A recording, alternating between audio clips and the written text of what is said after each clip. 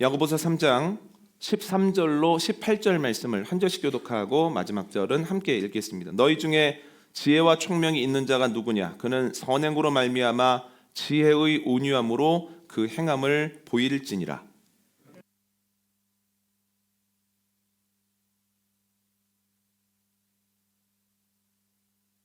이러한 지혜는 위로부터 내려온 것이 아니요 땅 위의 것이요 정욕의 것이요 귀신의 것이니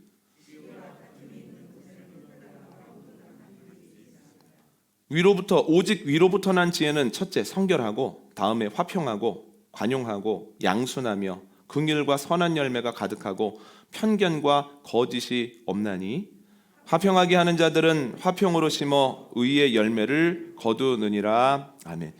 야고보서 말씀을 4주 만에 나누게 되었습니다. 4주 전 말씀을 한번 기억을 더듬어 정리를 해 보도록 하겠습니다. 야고보는 자신의 편지를 받는 이들 중에 지혜와 총명이 있는 자가 있느냐 이렇게 묻습니다. 모모한 사람이 있느냐 있는가라고 하는 질문은 크게 첫 번째는 없다는 겁니다. 감히 그렇게 말할 수 있는 사람이 누구냐라는 뜻이 하나 있고요. 두 번째는 그런 사람이 되라는 겁니다. 야고보의 경우다. 교인들에게 지혜와 총명이 있는 사람이 되어야 한다라고 하는 거죠. 그런데 야고보가 말하는 지혜와 총명은 세상에서 말하는 것처럼 어떤 일을 잘 운영해 가거나 선택의 순간에 보다 좋은 것을 선택하는 것을 의미하지 않습니다. 성경이 말하는 지혜는 세상을 만드신 하나님을 아는 것입니다. 창조주 하나님이 얼마나 크신지, 어떤 분인지, 어떻게 일하시는지를 알게 되면 그 지혜를 가지고 사람이 아니라 하나님을 두려워하고 또한 상황이 아니라 말씀 따라 살아갈 수 있다라고 하는 거죠. 또한 총명은 하나님이 만드신 세상을 아는 겁니다. 하나님께서는 사람을 창조하시고 이렇게 명령하시죠. 생육하고 번성하고 땅에 충만하라, 땅을 다스려라, 정복해라.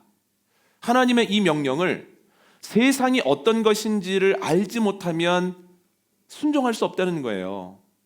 그래서 우리는 세상을 만드신 하나님을 알아야 하지만 하나님이 만드신 세상에 대해서도 무지하면 안 됩니다. 그래서 지혜롭고 총명하게 살아가는 방법은 하나님의 말씀에 대해서는 순결하고 또한 세상에 대해서는 뱀처럼 지혜로워야 된다라고 하는 말씀을 나눴습니다. 오늘 말씀 나누도록 하겠습니다. 예전에 부목사로 사역을 할 때 교인의 부모님이 노안으로 소천을 하셨습니다. 90이 넘으셨기 때문에 함께 교회 버스를 타고 이동을 하는데 그렇게 분위기가 어둡지 않았습니다. 거의 100세가 다 되셨었거든요. 그런데 출발한 지 얼마 안 돼서 제 근처에 앉아 계셨던 한 분이 아이가 사춘기 때부터 지금까지 근 10년 넘게 말썽을 부렸던 것들을 재미있게 이야기하기 시작했습니다. 저를 비롯하여서 근처에 있는 분들이 듣는데요, 얼마나 말씀을 재미있게 하시는지 말씀을 하실 때마다 웃음꽃이 폈습니다. 그런데 들으면서 정말로 창조적인 말썽들을 끊임없이 연속적으로 부렸구나 할 만큼 다양하게 말씀을 부렸더군요. 그런데 얼마나 말씀을 많이 부렸는지 그분의 말씀이 다 끝나기도 전에 대구에 있는 장례식장에 도착을 했습니다. 분당에서 대구 가는 동안 말씀하셨는데 다 안 끝난 거예요. 이제 위로 예배를 정성스럽게 드리고 다시 분당으로 올라오는 차에 탔는데요, 그분이 이렇게 말씀하셨습니다. 여러분, 이분은 다음번에 하도록 하겠습니다. 그래서 그 말을 듣고 너무 웃었습니다. 아직도 남은 것이 많다는 거예요. 그런데 저희가 웃고 있을 때 그분이 이런 말씀을 하시더군요. 그런데 목사님, 아이가 태어나면서부터 10살 때까지 얼마나 예뻤는지 모릅니다. 그때 얼마나 예쁜 짓을 많이 하는지 아이 때문에 집안에 웃음꽃이 그친 적이 없습니다. 아이가 해야 되는 효도가 있다면 다 했습니다. 여한이 없습니다. 충분합니다. 이런 얘기를 하시는데요, 제가 그분의 말씀을 듣고 알게 된 것이 있습니다. 사랑하면, 더구나 너무너무 사랑하면 내가 준 것이 아니라 내가 받은 것만 생각하게 되는구나. 여러분, 사랑하는 사람들의 특징입니다. 준 게 아니라 받은 것만 크게 생각이 돼서 너무너무 그 대상에게 감사하죠. 근데 이것은 연인 간의 사랑도 똑같습니다. 누군가를 많이 사랑하면 받은 것만 생각납니다. 그런데 그 사랑에 문제가 생기기 시작하면 받은 것은 생각나지 않고 준 것만 생각납니다. 내가 얼마나 잘해줬는데, 내가 얼마나 비싼 걸 사줬는데, 얼마나 오래 기다렸는데 나한테 이럴 수가 있어 하고 나중에 헤어질 때 내가 줬던 것 돌려줬으면 좋겠어, 이렇게 말하는 참 안타까운 참사도 일어나죠. 왜 그런가를 생각해 보면 사랑이 깨어졌을 때 받은 것은 생각나지 않지만 준 것만 떠오른다라고 하는 거예요. 그래서 어떤 걸 떠올리느냐, 이걸 보면 그 사랑의 상태를 점검해 볼 수 있습니다. 그런데 이것은 하나님과 우리 사이의 사랑에도 그대로 적용될 수가 있습니다. 하나님과 뜨겁게 사랑하는 상태에 있으면 감사가 넘칩니다. 주님, 제가 무엇이라고 이렇게 많은 것을 넉넉하게 주셨습니까? 매일매일의 일상도 감사하고 또한 예배 드릴 수 있다는 것 자체가 복입니다. 행복합니다. 주님, 제가 주님을 위해서 뭘 해드려야 되겠습니까? 저는 이렇게 받기만 합니다. 이런 고백이 넘치는데요, 하나님과의 관계에 문제가 생기면 서운한 것을 말하기 시작합니다. 아니, 하나님, 제가 예배도 안 빠졌고 헌금도 드렸고 그리고 봉사도 했는데 왜 이렇게 안 풀립니까? 왜 이렇게 내 뜻대로 안 됩니까? 저한테 해주신 게 뭡니까? 이런 고백이 나온다는 거예요. 그래서 그가 준 것에 집중하느냐 받은 것에 집중하느냐를 보면 그 안에 사랑이 있느냐, 사랑이 있다면 얼마큼 큰 것이냐라고 하는 것을 알 수 있죠. 야고보는 하나님의 사람들에게 지혜롭고 총명해야 된다 라고 이야기를 합니다. 근데 그렇게 이야기하는 이유는 지혜롭고 총명할 때에 하나님의 기쁨이 될 수 있기 때문입니다. 그런데 하나님의 기쁨이 되어지는 지혜는 사람들 간의 지혜나 겉모술수가 아니라 오늘 본문을 보면 위로부터 오는 지혜입니다. 위로부터 오는 지혜와 총명이 우리에게 있을 때 우리가 주님의 근심되지 아니하고 기쁨될 수 있다는 거예요. 여러분, 예배하는 저와 여러분에게 위로부터 오는 지혜가 넘치게 주어지기를 원합니다. 그럴 때 우리가 주님의 근심거리가 아니라 주님의 자랑거리요 주님의 기쁨이 되어지기를 원합니다. 그런데 이것을 위해서는, 그렇다면 나는 지금 위로부터 오는 지혜를 가지고 있는 상태인가? 내가 지혜라고 생각하는 것들이 과연 하나님을 기쁘시게 할 만한 것들인가를 매번 점검해야 된다는 거예요. 그래서 오늘은 위로부터 오는 지혜가 있는가 없는가를 살펴볼 수 있는 지표 두 가지를 한번 나눠볼 건데요. 첫 번째는 뭘 보면 알 수 있냐면 선한 의도로 하는가, 이것을 보면 알 수 있습니다. 오늘 본문 17절을 한번 읽어보시죠. 시작. 오직 위로부터 난 지혜는 첫째 성결하고 다음에 화평하고 관용하고 양순하며 긍휼과 선한 열매가 가득하고 편견과 거짓이 없나니. 아멘. 위로부터 온 지혜의 첫 번째 특징은 성결함입니다. 이 동일한 단어를 표준 세번역과 공동 번역은 순결함, 이렇게 번역을 했습니다. 이것이 구체적으로 무엇을 의미하고 우리의 삶에 어떻게 드러나게 될까요? 저는 오늘 본문을 묵상하면서 사무엘상 15장에 나오는 한 사건이 생각이 났습니다. 짧지 않지만 한번 같이 읽어보겠습니다. 사무엘상 15장 20절로 24절 말씀입니다. 시작. 사울이 사무엘에게 이르되 나는 실로 여호와의 목소리를 청종하여 여호와께서 보내신 길로 가서 아말렉 왕 아각을 끌어왔고 아말렉 사람들을 진멸하였으나 다만 백성이 그 마땅히 멸할 것 중에서 가장 좋은 것으로 길갈에서 당신의 하나님 여호와께 제사하려고 양과 소를 끌어왔나이다 하는지라. 사무엘이 이르되 여호와께서 번제와 다른 제사를 그의 목소리를 청종하는 것을 좋아하심같이 좋아하시겠나이까. 순종이 제사보다 낫고 듣는 것이 순양의 기름보다 나으니 이는 거역하는 것은 점치는 죄와 같고 완고한 것은 사신 우상에게 절하는 죄와 같음이라. 왕이 여호와의 말씀을 버렸으므로 여호와께서도 왕을 버려 왕이 되지 못하게 하셨나이다 하니 사울이 사무엘에게 이르되 내가 범죄하였나이다. 내가 여호와의 명령과 당신의 말씀을 어긴 것은 내가 백성을 두려워하여 그들의 말을 청종하였음이니이다. 아멘. 하나님이 사무엘을 통해 사울에게 말씀하십니다. 아말렉과 싸워라. 그리고 승리하고 나면 모든 것을 다 진멸해라. 사울이 대승을 거둡니다. 그들을 다스려 떠난 아각까지도 포로로 잡습니다. 그런데 이긴 이후에 하나님의 명령에 온전히 순종하지 않습니다. 그들의 왕 아각은 살려두고요. 또한 그들이 얻은 물건 중에서 기름지고 아주 좋은 양과 소는 진멸하지 않고 남겨뒀다는 거예요. 나머지만 진멸합니다. 하나님이 사무엘을 사울왕에게 보내십니다.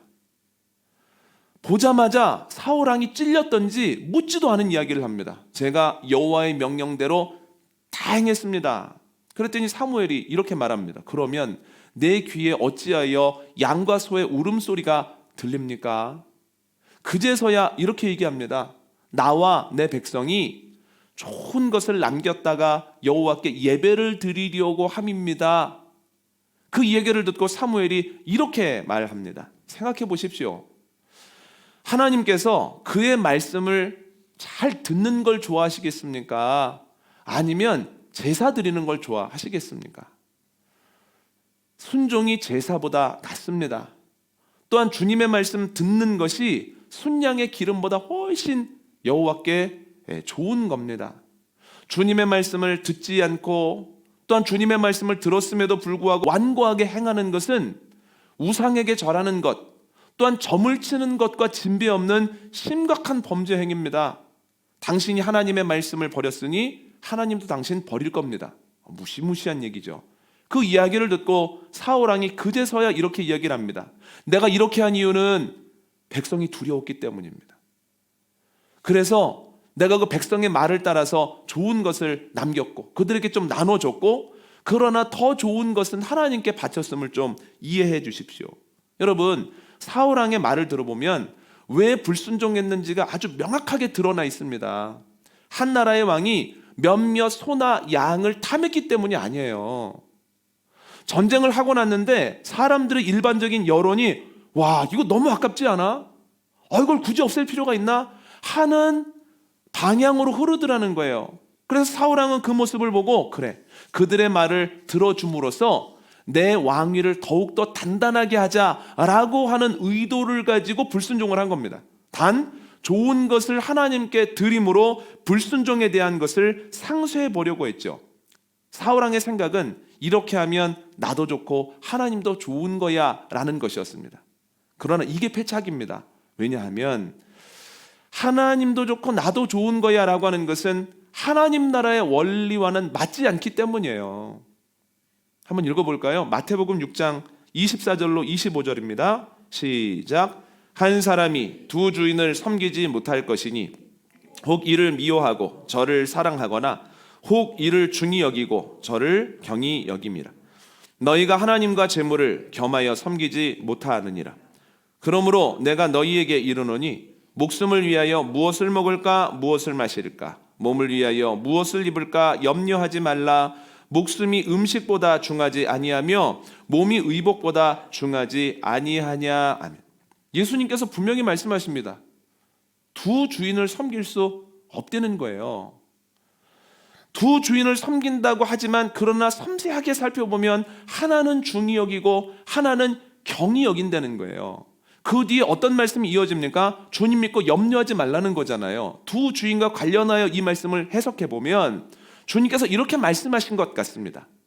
너희가 두 주인을 섬길 수 있다고 이야기하는 것은 너희가 하나님께 나아가서 주님, 저희는 주님을 온전히 믿습니다만 염려는 됩니다, 이렇게 얘기하는 거랑 똑같다는 거예요. 두 주인을 섬길 수 있다? 내가 주님을 온전히 믿지만 그래도 두렵기는 하다라고 하는 것은 언어적으로는 존재할 수 있지만 현실에서는 존재할 수 없는 겁니다. 동그란 네모나 각진 말입니다.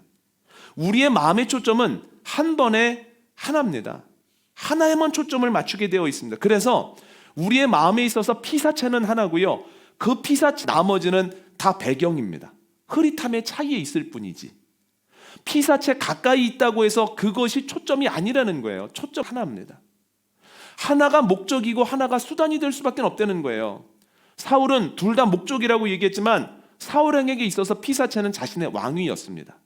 그가 한 것은 자신의 왕위를 단단하게 하기 위함이었습니다. 하나님이 목적이 아니라 하나님이 수단이고 방법이었다라고 하는 거예요. 여러분, 이것이 순전하지 못함입니다. 여러 가지 하나님을 위해 산다고 하지만 그러나 하나님 외에 다른 것을 더 사랑하고 또한 하나님 외에 다른 것을 더 내 중심에 두는 것, 이것이 순전하지 않음이라는 거예요. 그런데 열왕기상 3장을 보면 정반대되는 인물이 나옵니다. 솔로몬인데요. 한번 읽어볼까요? 8절과 9절입니다. 시작.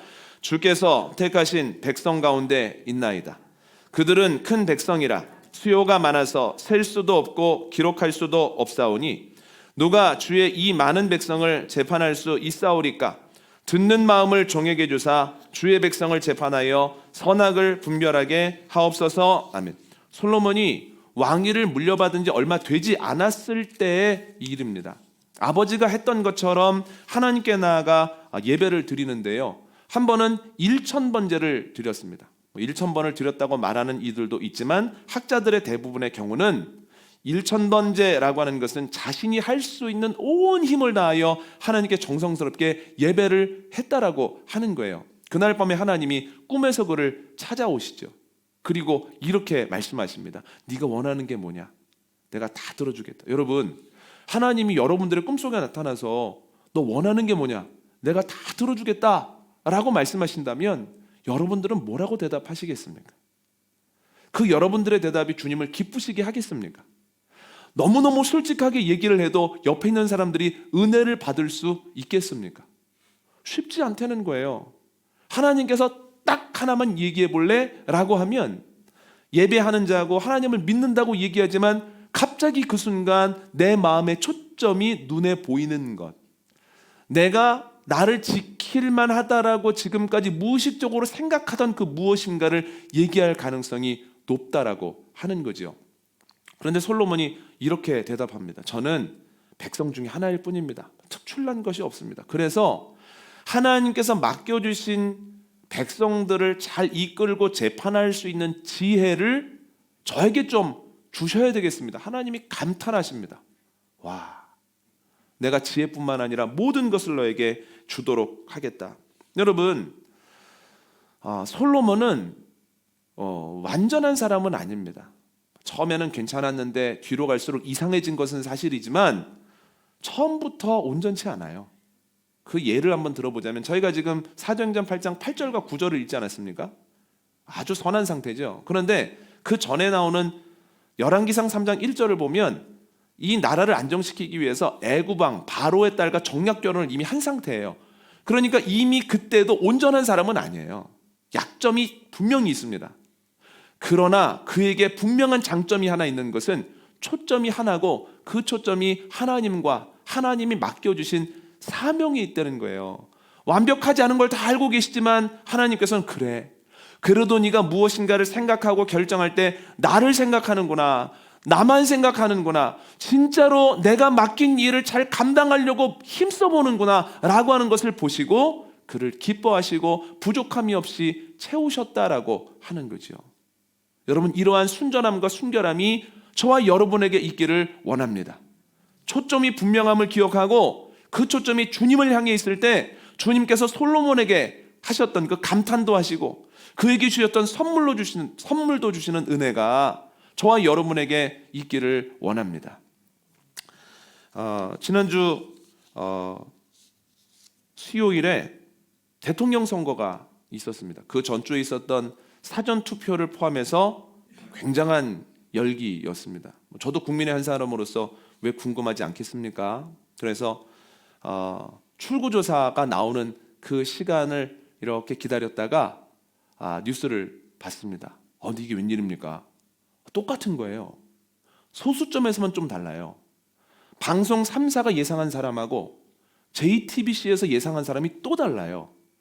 그러니까 전문가들이 나와서 얘기를 하는데 전문가들이 하나같이 이건 누가 이겨도 어색하지 않은 상황입니다, 이렇게 얘기합니다. 저희들도 다 할 수 있는 이야기를 전문가들이 할 수밖에 없는 것은 그만큼 박빙이라고 하는 거예요. 그런데 저는 그 수치를 보면서 그래프가 똑같이 쫙 올라가는 그 조사를 보면서 야, 이렇게까지 나뉘어져 있나? 이런 생각을 했어요. 이렇게까지 나뉘어져 있나? 그런데 시간이 가고 조금씩 자세하게 설명하는 가운데에서 이 마음이 더 힘들더라고요. 예전에는 동서만 나눠져 있었잖아요. 그런데 이제는 남녀가 확연하게 서로를 밀어내더라고요.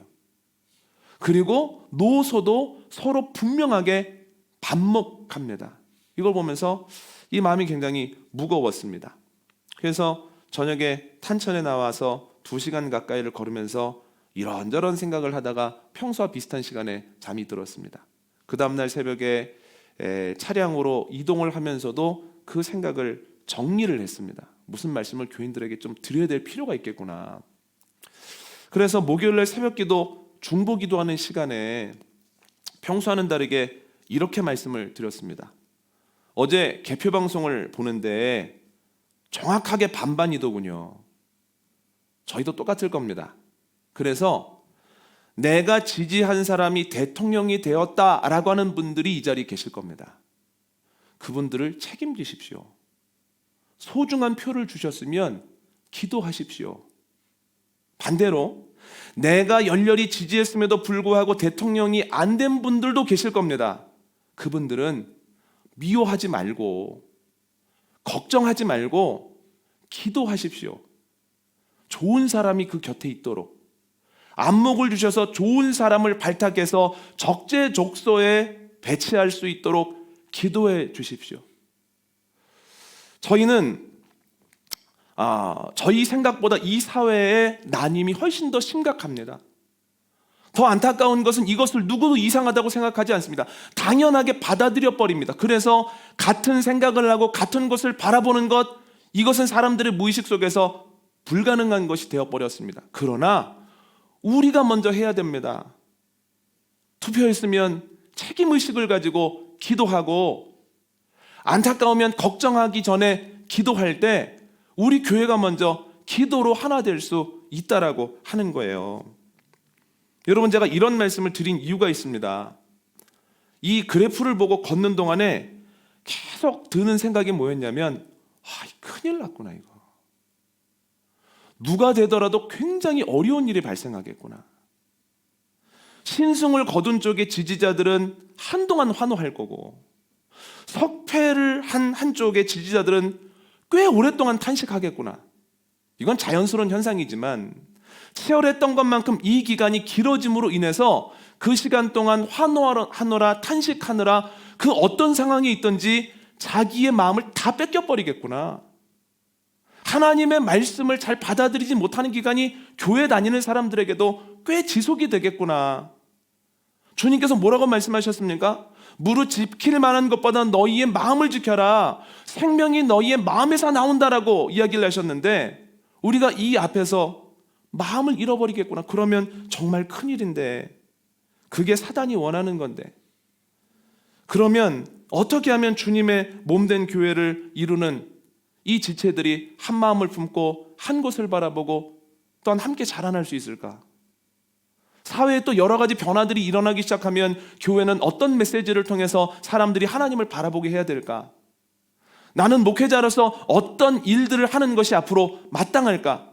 너무너무 많은 고민들이 쏟아져 내리는 거예요. 그 동일한 지표를 보면서. 이러한 고민을 하고 주신 마음을 새벽에 나눴는데요, 목요일 아침부터 여기저기서 전화가 옵니다. 평소에 전화를 안 하던 분들도 전화를 하는 거예요. 나이로 보면 위에 있는 분들도 오고 아래에 있는 분들도 오고요.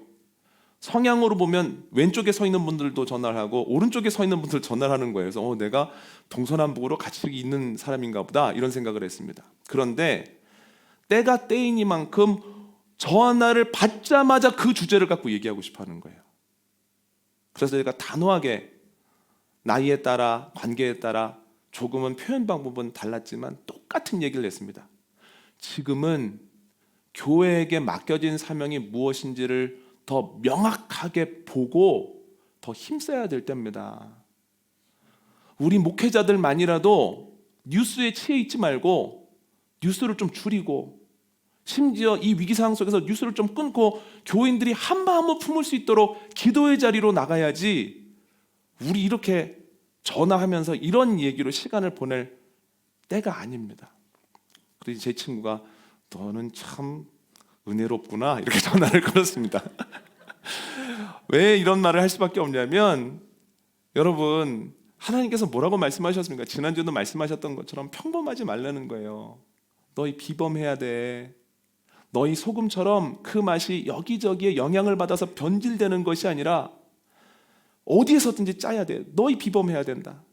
너희 비처럼 비범해야 된다. 어두울수록 밝게 드러나야 된다라고 말씀하시는 거죠. 제가 전화를 끊고 나서 깨달은 게 있습니다. 아하, 동일한 이벤트가 5년 전에도 9년 전에도 있었는데 내가 예전이랑은 좀 달라졌구나. 내가 다른 거 고민하는구나. 정신이 번쩍 드는구나. 예전에는 몰랐으나 이제는 목회자로서 현상을 보고 주님께서 나에게 주신 사명이 제일 중요하구나. 이 상황 속에서 교인들이 나뉘어지고 교인들이 아파하는 것이 나에게는 가장 큰 두려움이고 기도 제목이구나 하는 생각을 했습니다. 아, 내 초점이 그래도 하나님께 가 있네. 부족한 것도 많고 부끄러운 것도 많지만 하나님이 그 초점이 하나님께 가 있음만으로도 기뻐하시겠다. 야, 너처럼 안 늘고 안 자라나도 결국은 그 정도까지 오는구나. 이런 말씀을 하나님이 나에게 하시겠는데 하는 생각을 했습니다. 내가 조금 좋아졌네. 5년 전, 9년 전보다.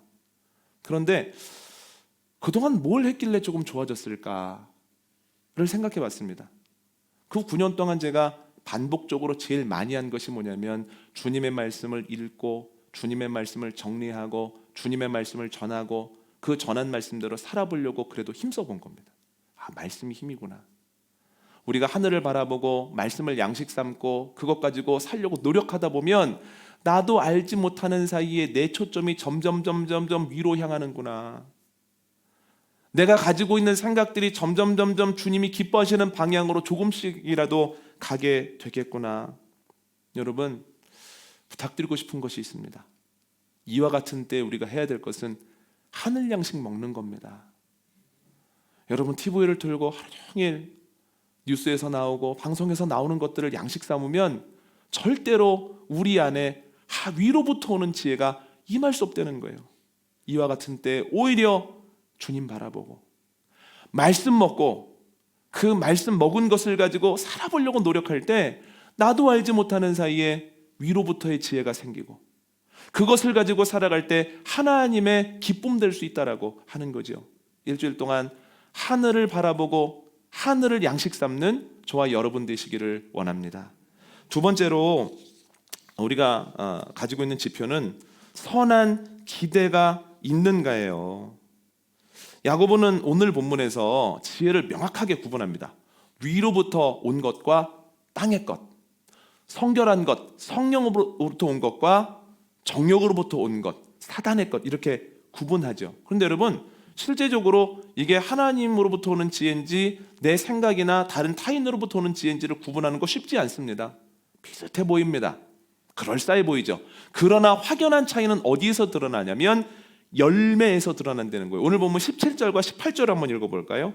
함께 읽습니다. 시작. 오직 위로부터 난 지혜는 첫째 성결하고 다음에 화평하고 관용하고 양순하며 긍휼과 선한 열매가 가득하고 편견과 거짓이 없나니 화평하게 하는 자들은 화평으로 심어 의의 열매를 거두느니라. 아멘. 위로부터 난 지혜는 시간이 흐르면 흐를수록 화평, 관용, 양선, 긍휼, 선한 행실과 같은 열매가 된다라고 하는 거예요. 그런데 비슷해 보였으나 권모술수였던 것, 땅으로부터 왔던 지혜는 시기, 다툼, 거짓, 편견, 혼란, 악한 일과 같은 열매가 된다라고 하는 거죠. 전혀 다른 열매를 거둡니다. 그러면 이 열매의 차이가 어디로부터 기인하냐는 거예요. 똑같이 지혜라고 여겼던 것들이 왜 다른 것들을 거두게 할까요? 저는 그 출발점이 기대라고 생각합니다. 하늘로부터 오는 그 지혜를 갖고 있는 이들의 기대는 하나님입니다. 내가 어떻게 할 때 하나님을 더 알 수 있을까? 내가 어떻게 하면 하나님과 더 친밀한 관계를 맺을 수 있을까? 하나님을 어떻게 하면 더 기쁘게 할 수 있을까? 어떻게 하면 하나님께서 나에게 주신 사람들에게 하나님의 사랑을 전할 수 있을까? 어떻게 하면 자라날까? 어떻게 하면 닮아갈까? 온통 기대감은 하나님이에요. 무엇인가를 할 때의 기대감은 하나님이라는 초점을 향하고 있습니다. 그런데 겉모술수나 땅의 지혜를 가지고 있는 사람들이 무엇인가를 결정하고 행할 때의 기대는 자기 자신입니다. 이렇게 하면 나에게 이득이 있겠지?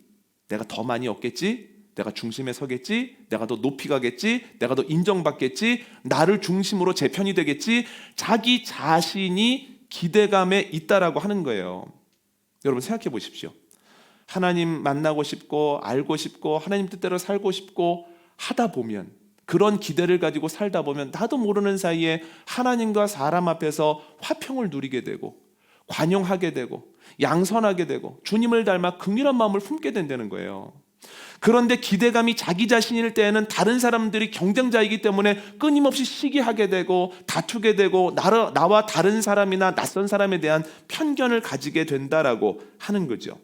그래서 내가 어떤 일을 결정하면서 어떤 기대를 갖고 있는가, 하나님에 대한 기대인가 나 자신에 대한 기대인가를 살피게 되어지면 이 기대, 내가 갖고 있는 지혜가 위로부터 온 지혜인지 알 수 있고 내가 앞으로 선한 열매를 거두게 될지 악한 열매를 거두게 될지를 예상해 볼 수 있다라고 하는 거예요. 여러분은 열심을 내는 가운데 어떤 기대감을 가지고 계십니까? 여러분 열심히 살다가 오셨죠? 저는 봉헌 시간에 봉헌함을 받으면서 고개를 구벅하고 숙이는 것은 교우들의 삶이 얼마나 폭폭하고 어려운지를 알기 때문입니다. 그렇게 힘겹고 어려운 삶을 살아가시면서도 주님의 전에 와서 예배하고 또한 주님께 고백을 가지고 물질을 올려드린다고 하는 것, 한 번도 밖에서 살아본 적이 없는 목회자는 상상하기도 어려운 결단일 겁니다. 그런데 여러분, 그 열심의 기대감은 어디를 향하고 있습니까? 하나님이 여러분들의 기대감 안에 있습니까? 아니면 내가 그 기대감 안에 있습니까? 여러분들의 지혜는 위로부터 온 것입니까? 아니면 땅의 것입니까? 이렇게 살아간다면 하나님은 우리를 기뻐하시겠습니까? 우리를 보시고 근심하시겠습니까? 여러분, 위로부터 오는 지혜가 저와 여러분에게 있기를 원합니다. 우리가 하나님을 기대하고 하나님과 친밀해질 것을 더 바라는 가운데 나아가면서 좋은 열매를 거두고 그것으로 주님을 기쁘시게 하는 삶이 저와 여러분의 삶의 모습 되어지기를 원합니다. 오늘 말씀 정리하겠습니다. 야고보는 위로부터 오는 지혜가 너에게 있어야 된다 이렇게 얘기를 합니다. 그래야만 주님을 기쁘시게 하기 때문이에요. 위로부터 오는 지혜가 있는가 살피는 지표는 두 가지입니다. 첫 번째는 선한 의도로 했는가, 온전히 주님께 초점을 맞춘 일인가, 하늘을 바라보면서 하고 있는 생각과 말인가 중요합니다. 여러분들 의도를 점검해야 됩니다. 두 번째는 선한 기대가 있는가, 내 기대는 하나님인가 나 자신인가.